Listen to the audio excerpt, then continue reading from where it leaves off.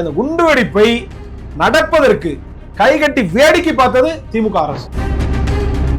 இந்த ஜவாஹிருல்லா கடந்த காலத்துல என்ன பேசினாரு? உங்க பேட்டியில தான் சொன்னாரு. நீங்க எடுத்த பேட்டியில தான் முஸ்லிம்களுடைய உயிருக்கும் உடைமைக்கும் உத்தரவாதம் இல்லாத ஆட்சி கருணாநிதி திமுக ஆட்சின்னு பேசினாரு. எப்படி கட்டமைச்சிட்டாங்க பாருங்க. சங்கியர் வந்து தமிழ்நாட்டை கலவரம் பண்ண பாக்குறாங்க, திமுக தடுத்துது. அப்ப திருப்பரங்குன்றைக்கு முதல் காரணமே என்னடான்னா திமுக அரசினுடைய இதுதான். சிறுபான்மையினுடைய மக்கள் வாக்கு வராது, ஏன் அவங்க அப்படி செய்யணும்?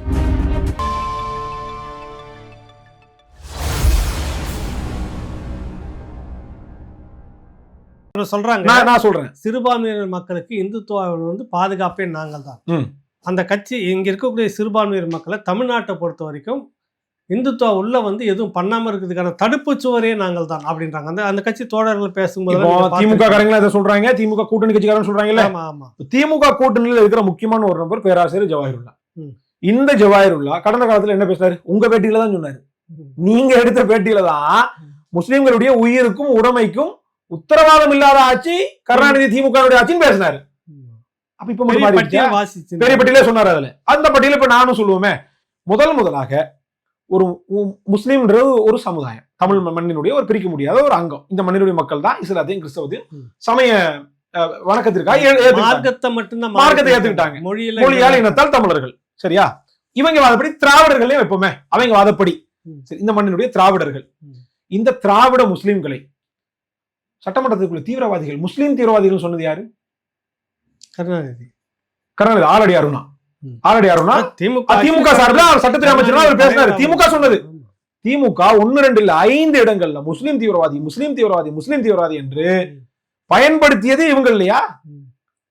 அப்ப முஸ்லீம் தீவிரவாதின்னு பொதுமைப்படுத்தி ஒரு மக்களை தீவிரவாதிகளா சித்தரிச்சது அதே திமுக. இந்த திமுக தான் 1997 கலவரம் செய்து கிட்டத்தட்ட திமுக அரசனுடைய துணையோடு, கருணாநிதியுடைய துணையோடு 19 முஸ்லிம்கள் அரசாங்கத்தினுடைய கணக்குப்படி, ஆனா 24 பேர் துடிக்க படுகொலை செய்யப்பட்டாங்க. 1000 கோடி ரூபாய்க்கான சொத்துக்கள் சூறையாடப்பட்டுச்சு. இது நடந்தது திமுக ஆட்சியில் இல்லையா?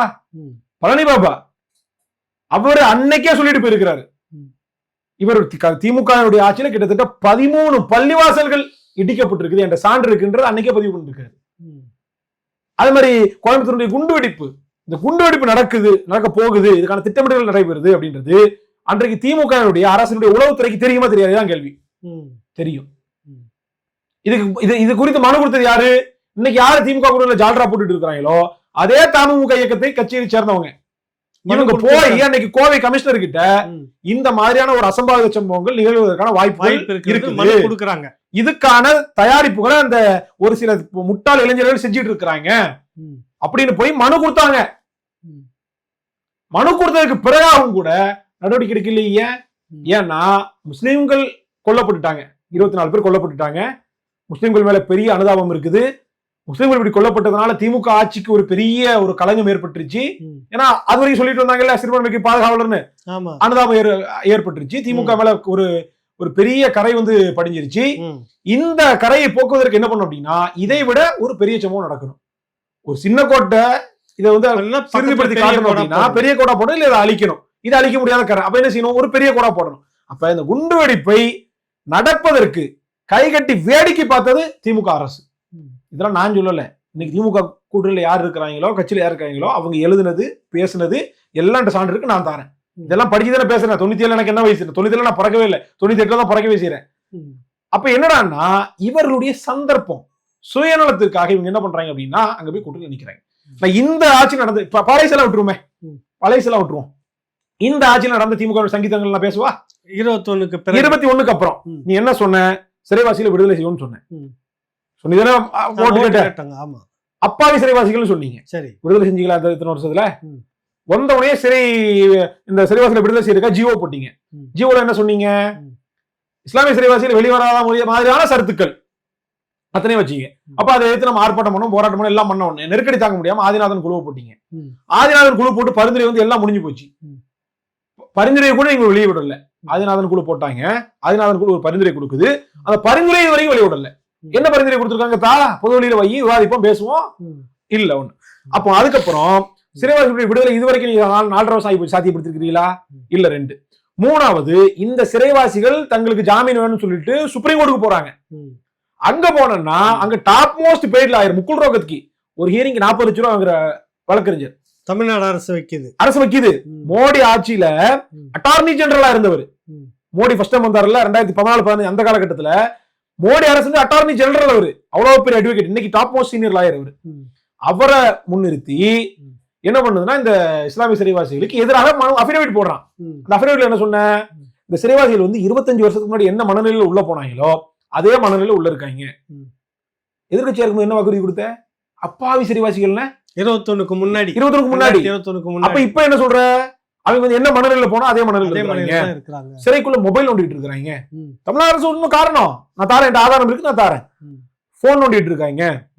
இந்த சிறைவாசிகள் வெளியே விட்டோம்னா இவர்களால இந்து இயக்க தலைவருடைய, இந்து சமுதாய தலைவருடைய உயிர்களுக்கு ஆபத்து இப்படி எல்லாம் சொல்லி மனு போட்டு அவருடைய ஜாமீனை கூட கிடைக்க முடியாத அளவுக்கு செய்தது தமிழ்நாடு அரசு. இது துரோகம் இல்லையா?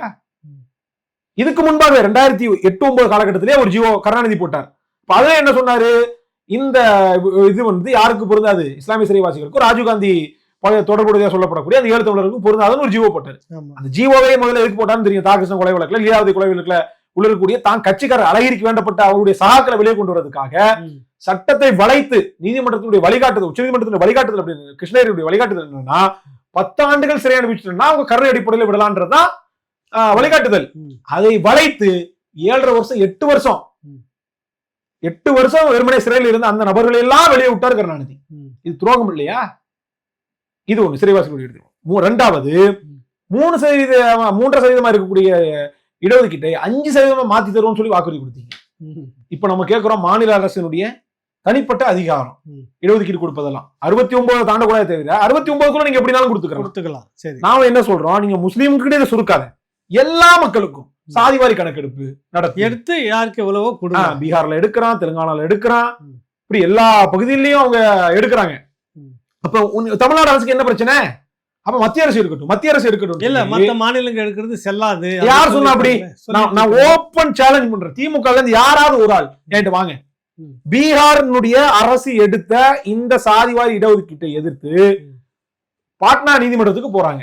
பீகாரினுடைய நீதிமன்றம் பாட்னா நீதிமன்றம் கொடுத்த ஜட்ஜ்மெண்ட் இருக்குது. அதுக்கப்புறம் சுப்ரீம் கோர்ட்டுடைய ஜட்ஜ்மெண்ட் இருக்குது. அது தவறா புரிஞ்சுக்கிறாங்க. அதாவது பீகார் என்ன செஞ்சது அப்படின்னா, தமிழ்நாட்டுக்கு மட்டும்தான் 69% இடஒதுக்கீடு. ஏன்னா ஜெயலலிதா காலகட்டத்தில் அது 9ஆம் அட்டவணையில தூக்கி வச்சுட்டாங்க. அரசமைப்பு சட்டத்தினுடைய 9ஆம் அட்டவணையில தூக்கி வச்சுட்டதுனால தமிழ்நாட்டுக்கு மட்டும் தான் 69 எக்ஸப்ஷன். மத்த மாநிலங்களுக்கு எல்லாம் 50%க்குள்ளதான் இருக்கணும். பீகார் என்ன பண்ணுச்சு அப்படின்னா, சாதிவாரி கணக்கெடுப்பு எடுத்து 50% அதிகரிச்சுட்டாங்க.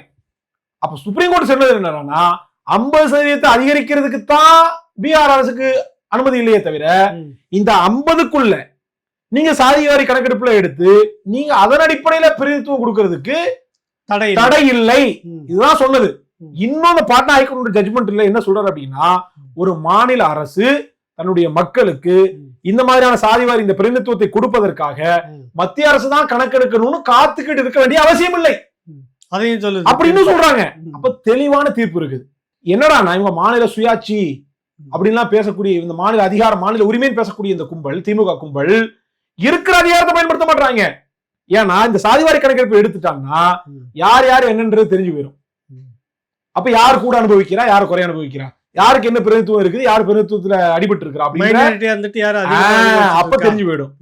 அப்ப அதுக்கு என்ன பண்றாங்கன்னா இவங்க பயப்படுறாங்க. அப்ப இந்த முஸ்லிம்களோட இடஒதுக்கீடு என்னாச்சு? 3% போச்சு. உள்ஒதுக்கீடு 3% இருந்துச்சு, 5% கொடுப்பேன் நீங்க. அதுல இந்த தௌஹீத் ஜமாத் இவங்க எல்லாம் கோரிக்கை வச்சிருக்காங்க. இப்ப இது வந்து 2வது. 3வது என்ன? திருப்பரங்குன்றம். திருப்பரங்குன்றத்துக்கு விதை போட்டது யாரு? 2024 டிசம்பர் மாசம் அபுத்தாயர் என்ற ஒருத்தர் தான் குடும்பத்தோட ஒரு ஆடு 2 சேவல் இதை கந்தூரி கொடுப்பது, கந்தூரினா பலியிட்டு நேர்த்திக்கடன் செலுத்துறது கொடுப்பதற்காக அந்த தர்காவுக்கு போறாரு. இது காலங்காலமா இருக்கக்கூடிய ஒரு நடைமுறை. திருப்பரங்குன்றத்துக்கு காலகாலமா இருக்கக்கூடிய ஒரு நடைமுறை 300 வருஷத்துக்கு மேல நடைபெறதா சொல்றாங்க. இப்ப இப்படி இவர் போகும்போது இவரை தடுத்து நிறுத்தி இந்த பிரச்சனையை உருவாக்கியது யார்? காவல்துறை இல்லையா? தமிழ்நாடு காவல்துறை. முதல்ல இந்த அபுதாயர் போகும்போது அவரை தடுக்கிறாங்க. மேலெல்லாம் போய் ஆடு பலியிடக்கூடாது, சேவல் பலியிடக்கூடாதுன்றாங்க. எங்க தாத்தா காலத்துல இருந்து நான் போயிட்டு இருக்கிறேன். நான் சின்ன வயசுல இருக்கும்போதே போறேன். வருஷம் போய் கந்தூரி கொடுத்துட்டு இருக்கிறோம். வருஷம் அங்க வந்து அந்த தர்கால விழா நடக்கும்போது, கந்தூரி விழா நடக்கும்போது நாங்க எல்லாம் ஒன்னா தான் இது பண்றோம். மத சாதி வேறுபாடை அடுத்து எல்லா மக்களும் மதுரக்காரங்கனாலே பெரும்பாலும் அசைவம் சாப்பிடுவாங்க, உங்களுக்கு தெரியும். அப்ப எல்லாம் ஒன்னா சாப்பிடுறோம். அங்க இங்க வரவங்க கோயிலுக்கு போறாங்க, கோயிலுக்கு வரவங்க தர்காவுக்கு வர்றாங்க. ஏன்னா பள்ளிவாசலாவது இஸ்லாமியர்கள் மட்டும் தான் போவாங்க, தர்கா அப்படி இல்ல. பல் சமயத்து மக்கள் கூட கூடிய ஒரு இடம், நாகூரா இருக்கட்டும், அங்க ஆத்தங்கரையா இருக்கட்டும், கீழக்கரையா இருக்கட்டும், ஏர்வாடியா இருக்கட்டும், இப்படி இந்த தர்காக்கள்லாம் வந்து எல்லா சமயத்து மக்களும் வருவாங்க, பல் சமய நம்பிக்கை சார்ந்தவங்களும் வருவாங்க. அப்ப திருப்பரங்குன்றமோ அது விதிவிலக்கு இல்ல. முருகன் கோயிலுக்கு போயிட்டு அப்படி நிறைய வர்றவங்க எல்லாம் தர்காவுக்கு உண்டு. அப்ப சமய நல்லிணக்கத்தோட வாழக்கூடிய மக்கள் கிட்ட போயிட்டு நான் இந்த மாதிரி நான் கந்தூரி கொடுக்க போறேன், ஏற்கனவே இருக்கக்கூடிய நடைமுறை நான் புதுசா ஒண்ணு செய்யல. இப்படி போன அபுத்தாயிரை தடுத்து நிறுத்தி தமிழ்நாடு காவல்துறை இல்லையா? சரி, தமிழ்நாடு காவல்துறை தடுத்து நிறுத்திருச்சு. சரி, அதுக்கு ஒரு பொறுப்புல அரசாங்கம் என்ன செஞ்சிருக்கணும்? அவர் மேல ஒழுங்கு நடவடிக்கை எடுத்திருக்கணும். அவர் வந்து இடமாற்றம் பணியிடை மாற்றம் பண்ணிருக்கணும், டிஸ்மிஸ் பண்ணி ஏதாவது பண்ணிருக்கணும்ல. துறை நடவடிக்கை எடுத்தாங்களா? இதுவரைக்கும் எடுத்திருக்காங்களா? இல்ல, அங்கேதான் வச்சிட்டு. இப்ப அந்த பிரச்சனை ஏற்படுது. உடனே சார்ட் அவுட் பண்ணி நீ போங்க, உங்க இதை நீங்க கும்பிடுங்க, உங்க இதை நீங்க கும்பிடுங்க, எந்த பிரச்சனையும் இல்ல சொல்லிருக்கணும்ல. செய்யல. இதுக்கப்புறம் பீஸ் கமிட்டி மீட்டிங் கூப்பிடுறாங்க. அறநிலையத்துறை, அங்க வருவாய் கோட்டாட்சியர், காவல்துறை எல்லாம் சேர்ந்து உட்கார்ந்துக்கிட்டு அறநிலையத்துறை சொல்லுது அங்க பலியிடக்கூடாதுன்னு, வருவாய் கோட்டாட்சியர் அதே சொல்றாரு, காவல்துறை அதே சொல்றாரு. தர்கான்றது வக்ஃப் போர்டுக்கு கட்டுப்பாட்டுல இருக்கக்கூடிய ஒரு இடம், கோயில்ன்றது வந்து இந்து சமய அறநிலையத்துறையில கட்டுப்பாட்டுல இருக்கக்கூடிய ஒரு இடம். இப்போ கோயில்ல என்ன செய்யணும்ன்றதை தீர்மானிக்க வேண்டியது யாரு? இந்து சமய அறநிலையத்துறை. தர்கால என்ன செய்யணும்ன்றதை தீர்மானிக்க வேண்டியது தர்கா கமிட்டி, வக்ஃப் போர்டு. இவங்க என்ன செய்யணும்ன்றது அவங்க தீர்மானிக்க முடியாது, அவங்க என்ன செய்யணும்ன்றது இவங்க தீர்மானிக்க முடியாது. எனிஹாவ் ரெண்டுமே வந்து அரசாங்கத்துடைய அங்கம் தான். வக்ஃப் போர்டும் தமிழ்நாடு அரசாங்கத்துடைய அங்கம், அறநிலையத்துறையும் தமிழ்நாடு அரசாங்கத்துடைய அங்கம் தான். அப்ப ரெண்டுமே கவர்மெண்ட் பாடி. இப்ப இந்த கவர்மெண்ட் பாடி என்ன சொல்லுது? தமிழ்நாடு அரசு தான், தமிழ்நாடு அரசு அறநிலையத்துறை என்ன சொல்லுது? தர்கால ஆடு பலியிட கூடாது. இது யாருடைய குரல்? கீழே உட்கார்ந்துட்டு மலைக்கு கீழே நின்னுக்கிட்டு இந்த சங்கிகள் கத்துறாங்க. அர்ஜுன் சம்பத், எச் ராஜா, அப்புறம் இந்த ராமநாதகுமார் எல்லாம் சொல்றாங்க மேல பலியிடக்கூடாதுன்னு. இவன் மலைக்கு மேல உட்கார்ந்துட்டு பீஸ் கமிட்டி மீட்டிங்னு அதே குரலை ஒலிக்கிறான். இந்த பிரச்சனையை திமுக எப்படி இதை நீங்க வந்து சரியா கையாண்டீங்கன்னு சொல்றாங்க? இதுக்கு மூல விலை போட்டதே தமிழ்நாடு காவல்துறை. அதுக்கப்புறம் இதை வந்து இஷ்யூ ஆக்கியது தமிழ்நாடு அறநிலையத்துறையும் அங்க இருக்கக்கூடிய அந்த வருவாய் கோட்டாட்சியரும். அப்ப இந்த பிரச்சனையெல்லாம் உண்டு பண்ணி போட்டு கடைசியில் அவன் விளக்கேற்றணும்னு வந்துட்டான். நாங்க அதை வந்து எதிர்க்கிறோம் அப்படின்னா இதை திமுக விரும்புது. அப்ப திருப்பரங்குன்றைக்கு முதல் காரணமே என்னடான்னா திமுக அரசினுடைய இதுதான். சிறுபான்மையினுடைய மக்கள் வாக்கு வராது, ஏன் அவங்க அப்படி செய்யணும்? உங்களதான் பாதுகாக்கிறவங்களா என்னடான்னா இப்ப திமுக வந்து இந்த மக்களுக்கு நான் இது செஞ்சிருக்கிறேன் அது செஞ்சிருக்கிறேன்னு சொல்லி ஓட்டு கேட்க முடியாது. இது வரைக்கும் இந்த 2000 பழைசெல்லாம் கூட விட்டுருங்க, 21 இருந்து 24 வரைக்கும் 4.5 வருஷம் நெருக்கி 5 வருஷம் 5 வருஷம் முஸ்லிம்களுக்கு என்ன செஞ்சிருக்கீங்க? சிறுவாசல் விடுதலை செஞ்சீங்களா? இல்ல வந்து இடஒதுக்கீடு கொடுத்தீங்களா? இல்ல, ஒண்ணும் இல்ல. அப்ப நான் உங்களுக்கு இது செஞ்சிருக்கிறோம்னு சொல்லி வாக்கு கேட்க முடியாது. முஸ்லிம்களுக்கு இருந்த பிரதிநிதித்துவத்தையும் புடுங்கிட்டாங்க. அதாவது முஸ்லிம்களுக்கு 7% தமிழ்நாட்டுல 7% பிரதிநிதித்துவத்தின்படி அமைச்சரவையில குறைந்தபட்சம் 3 அமைச்சர் இருக்கணும். இவங்க ஆட்சிக்கு வந்த புதுசுலேயே வந்து 2 பேர் தான் வந்து கொடுத்திருந்தாங்க. செஞ்சி மஸ்தானா ஆவடி நாசர், யாரு? கோயிலுக்கு போற செஞ்சி மஸ்தான், முஸ்லிம் அமைச்சர். சரி, எப்படி பேரளவுல கொடுத்தாங்க. 2 பேர்லயும் ஒரு ஆளை தூக்கிட்டாங்க. செஞ்சி மஸ்தான் இன்னைக்கு அமைச்சர் கிடையாது, ஆவடி நாசர் மட்டும் தான் அமைச்சர். அப்ப 2 போதாது 3 கொடுக்குன்னு கேட்டுட்டு இருக்கிறப்ப 2ல 1 பிடிங்கிட்டு 1 மட்டும் வச்சிருந்தாங்கன்னா இதை சொல்லி ஓட்டு கேட்க முடியுமா?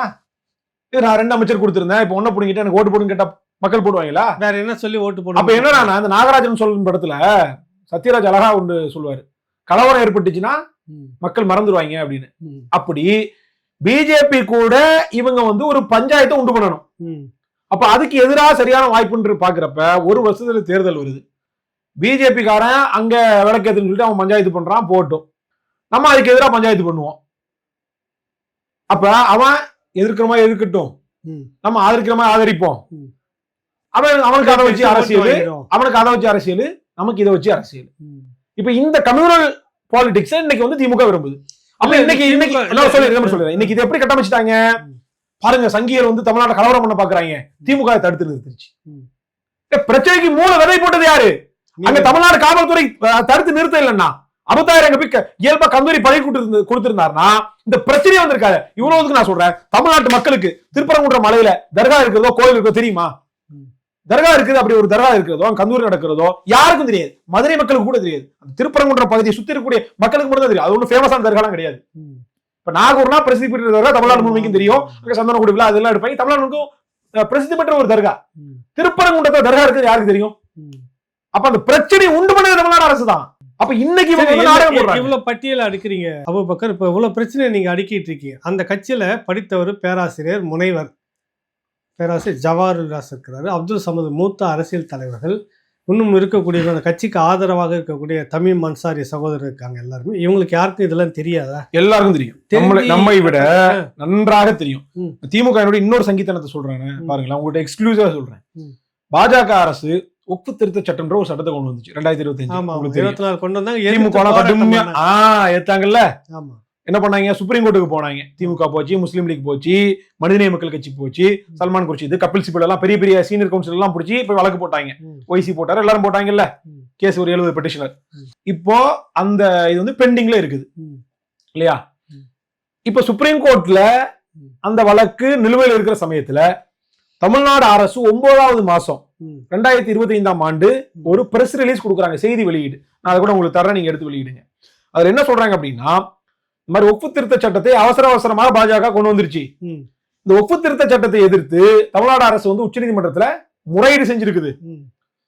இந்த சட்டத்தில் வந்து நிலுவையில் இருக்கிறதுனால, உச்சநீதிமன்றத்தில் நிலுவையில் இருக்கிறதுனால இதனுடைய இறுதி தீர்ப்பு வருகிற வரைக்கும் இந்த புதிய ஒப்பு திருத்த சட்டத்தின்படி ஒப்பு வாரியம் திருத்தி அமைக்கப்படாது.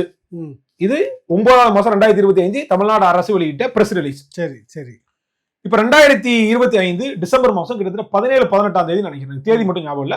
ஆனா டிசம்பர்ல புதுசா போர்டு அமைச்சிட்டாங்க. நீங்க செய்தி கூட பார்த்திருக்கலாம். அதே நவாஸ்கனி தலைவர் சேர்மனா இருக்கிறாரு, பாத்திமா முசஃபர், நீங்க சொன்னாரு அப்துல் சமத் எம்எல்ஏ. இப்போ திமுக சார்பில் ராஜ்யசபாக்கு போனாங்கல்ல, ராஜாதி சல்மா, கவிஞர் சல்மா இவங்களை எல்லாம் கொண்டு புதிதா போர்டு அமைச்சிட்டாங்க. ஒப்பு திருத்த சட்டத்தை எதிர்க்கிறீங்க, அதுக்கு எதிராக சுப்ரீம் கோர்ட் போயிருக்கிறீங்க. அதன்படி நாங்க போர்டு அமைக்க மாட்டோம்னு 9வது மாசம் பிரஸ் ரிலீஸும் விட்டுருக்கீங்க. அப்போ எதிர்க்கிற நீங்க, உச்ச நீதிமன்றத்துக்கு போயிருக்கிற நீங்க, பிரஸ் ரிலீஸ் கொடுத்திருக்கிற நீங்க, எதுக்காக திருத்தி போர்டு அமைச்சீங்க? எதுக்காக? அதுதான் கேட்கிறேன் நானும். என்ன டீலிங் நடந்துச்சு உங்களுக்குள்ள? பிஜேபி ஆளக்கூடிய மாநிலங்கள்ல கூட பல மாநிலங்கள்ல இன்னும் வரைக்கும் அந்த ஒப்பு திருத்த சட்டத்தின்படி போர்டு அமைக்கப்படல. தமிழ்நாட்டில் அமைக்கப்பட்டுருச்சு.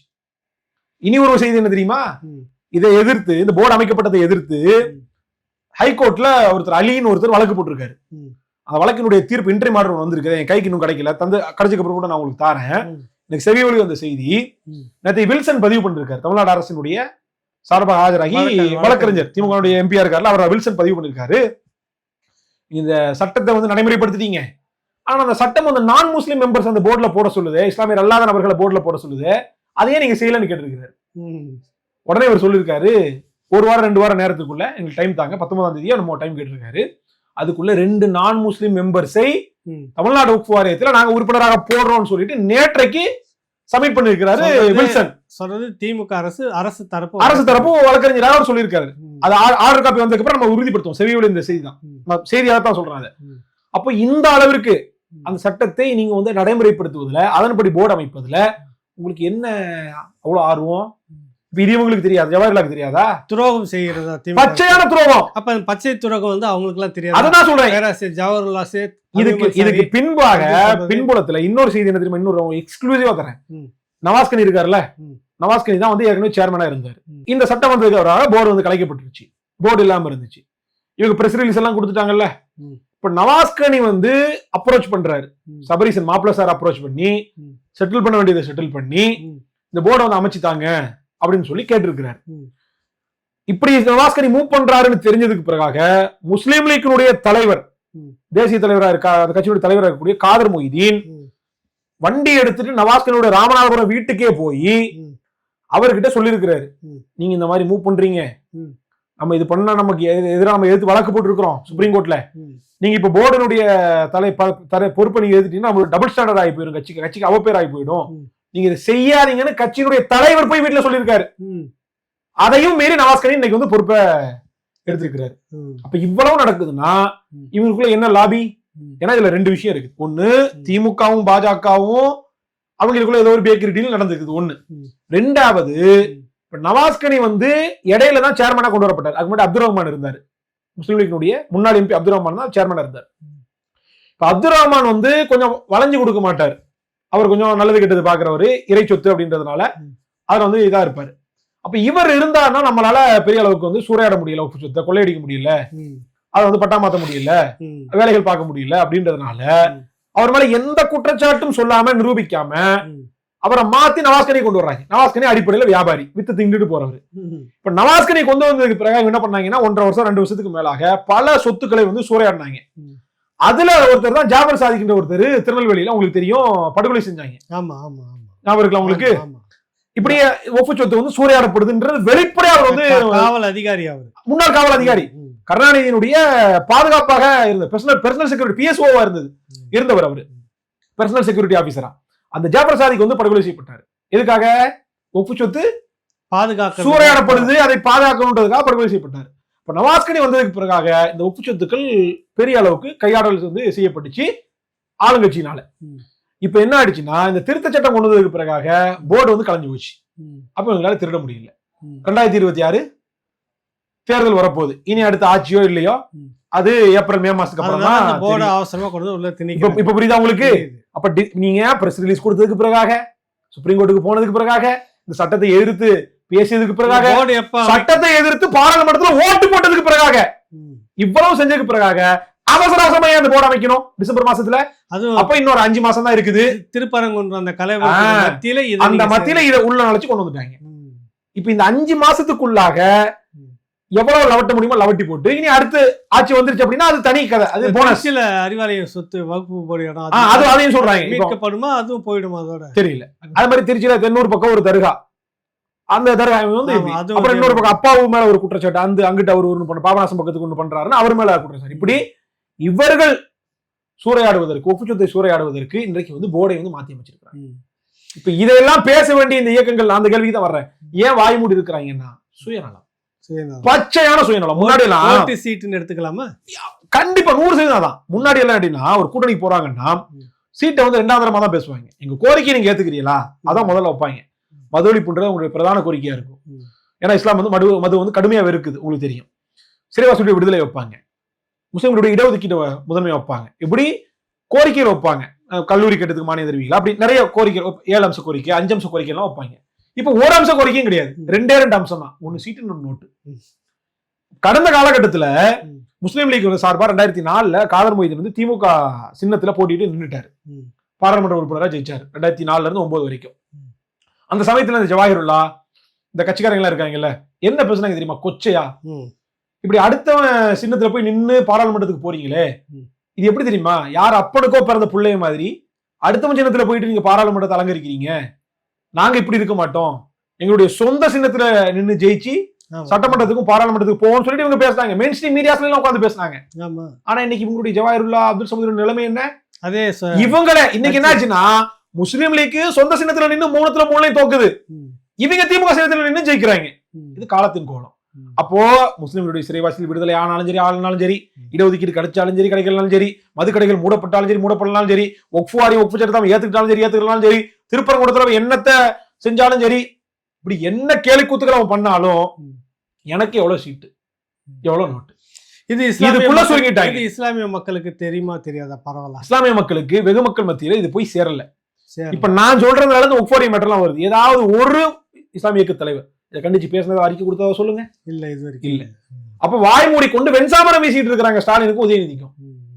அப்ப இவர்கள் சுயநலவாதிகளாக மாறி போனதனுடைய வெளிப்பாடு இன்றைக்கு ஒட்டுமொத்த மக்களும் இவங்களால பாதிக்கப்படுறாங்க. அப்ப திமுக வந்து தான் செஞ்சதை சொல்லி இதுல ஓட்டு கேட்க முடியாது. அப்ப ஒரு கலைவரத்தை உண்டு பண்ணி குழம்பிய குட்டைக்குள்ள மீன் பிடிக்க பாக்குது திமுக. மக்கள் இருக்கிற உங்களுக்காக பேசுறேன், உங்களுக்காக அப்பீல் பண்ண காமிச்சுட்டு ஓட்டு வாங்குறது. ஓகே, இறுதியா ஒரு கேள்வி. இந்த திரைப்படம் ஜனநாயகம், நீங்க ஒரு வழக்கறிஞர் இருந்ததால அந்த சந்தேகம் எனக்கு தெரியாததால கேட்கறேன். நீதிமன்றம் வந்து இங்க சொல்லுது வந்து அதை சென்சார் போர்டு சர்டிஃபிகேட் கொடுத்துடணும் மத்திய தணிக்கைத்துறைன்னு சொன்ன உடனே தணிக்கைத்துறை உடனடியாக வந்து அப்பீல் மேல்முறையீடு போகுது. அந்த மேல்முறையீடு மனு உடனடியாக விசாரிக்கப்படுகிறது. இதை விட எவ்வளோ வழக்குகள்லாம் நாள் கணக்கில், மாத கணக்கில், ஆண்டு கணக்கில் தள்ளிக்கிட்டுலாம் வந்து மேல்முறையீடுலாம் பார்த்துக்கலாம், அப்புறம் விசாரிக்கலாம், ஒன்றும் இல்லைன்னு பல திரைப்படங்களுக்கு அப்படி நடந்திருக்கு. இந்த படத்துக்கு இவ்வளோ வேகம் அப்படின்றது எப்படி பார்க்குறீங்க நீங்கள்? இல்லை, இது முழுக்க முழுக்க அரசியல் ஆதாயத்திற்காக செய்யப்படக்கூடிய வேலைதான். விஜயனுடைய முந்தைய படத்துக்கெல்லாம் இவ்வளவு சிக்கல்லாம் வந்தது இல்லை. சென்சார் போர்டு பிரச்சனை எல்லாம் பெரிய அளவுக்கு வந்தது இல்லை. ஜெயலலிதாவானால் டைம் டு போட்டதுனால ஜெயலலிதா பிரச்சனை பண்ணாங்க. அது மாதிரி மெர்சல் படத்துல எல்லாம் பிஜேபிக்கு எதிராக பேசினால ஹெச் ராஜா பிரச்சனை பண்ண, இதெல்லாம் வந்து அவுட் ஆஃப் தி கோர்ட் தான் இதெல்லாம் நடக்கும். ஹெச் ராஜா அங்கே மெர்சல் ஜோசப் விஜய் அப்படின்ட்டு அவர் பேசுவாரு, அவுட் ஆஃப் கோர்ட் சீன் இதெல்லாம். ஆனா நீதிமன்றத்தின் வாயிலாக விஜய் பழி வாங்கப்படுறது இதான் எனக்கு தெரிஞ்சு முதல் முறை. அப்ப சென்சார் போர்டுக்கு என்ன சொல்றேன்னா, சென்சார் போர்டு எப்படி பாஜகவுடைய கருவிகளாக எலெக்ஷன் கமிஷன், இடி, சிபிஐ, இன்கம் டேக்ஸ் இதெல்லாம் எப்படி பாஜகவுடைய கருவியா இருக்குதோ, இன்னைக்கு சென்சார் போர்டையும் அதுக்கு வந்து கையில் எடுக்க ஆரம்பிச்சிட்டாங்கன்றதான் நம்மளால பார்க்க முடியும். ஏன்னா நீங்க அப்பட்டமான பாஜகவுடைய RSS உடைய அஜெண்டா படங்கள், கேரளா ஸ்டோரி, காஷ்மீர் ஃபைல்ஸ், இதெல்லாம் வெறுமனே அஜெண்டாஸ். இவருடைய அஜெண்டா அடிப்படையில் எந்த ஒரு முகாந்திரமும் இல்லாம கேரளாவை பத்தி எல்லாம் படம் எடுத்தாங்க. கேரளால இருந்து ISIS 3000 பேர் போய் அந்த பெண்கள்லாம் போய் எங்கேயோ போயிட்டு தீவிரவாதம் பண்ணாங்கன்றதெல்லாம் அதெல்லாம் தடை செய்யல. அதெல்லாம் வந்து சென்சார் போர்டு பிரச்சனை வரல.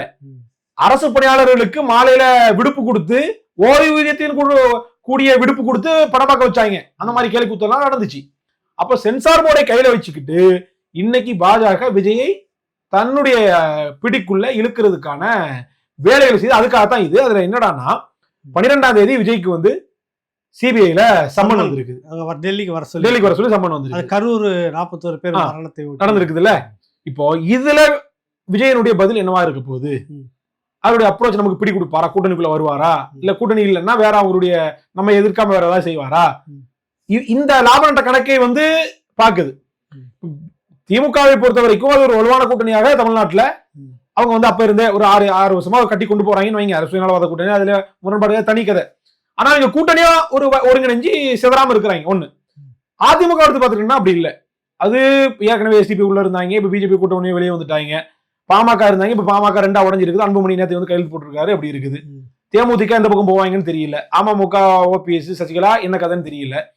இது வரைக்கும் உறுதியா இருக்கிறது அன்புமணி, பாமக, அதிமுக, அது போக பாஜக. இதுதான். மத்த சில்லற கட்சிகள்லாம் தனி கதை. அப்போ ஒரு வலுவான கூட்டணி அங்க இல்லை. விஜயை தன் பிடிக்குள்ள கொண்டு வந்துட்டோம்னா விஜய்க்கு ஏதோ சில குறிப்பிட்ட சதவீதம் இருக்கு, ரசிகர்கள் இருக்கிறாங்க.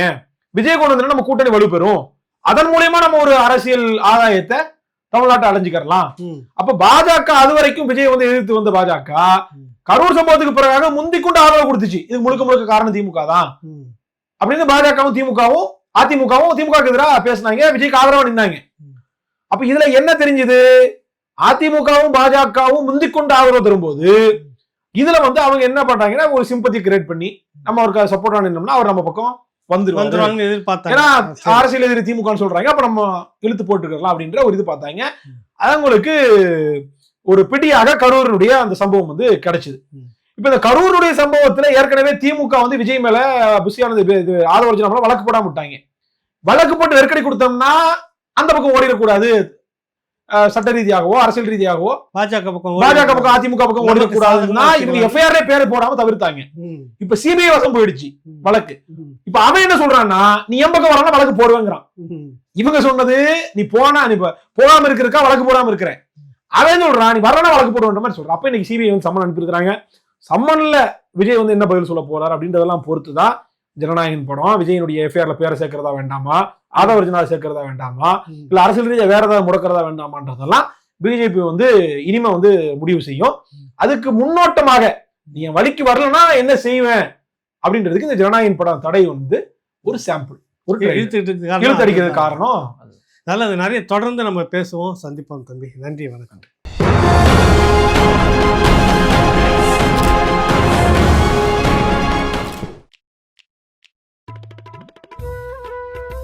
சார் ரெடினா சொல்லுங்க சார், ரோலிங் போயிடலாம். போலாமா சார்? ரெடி. ரோலிங்.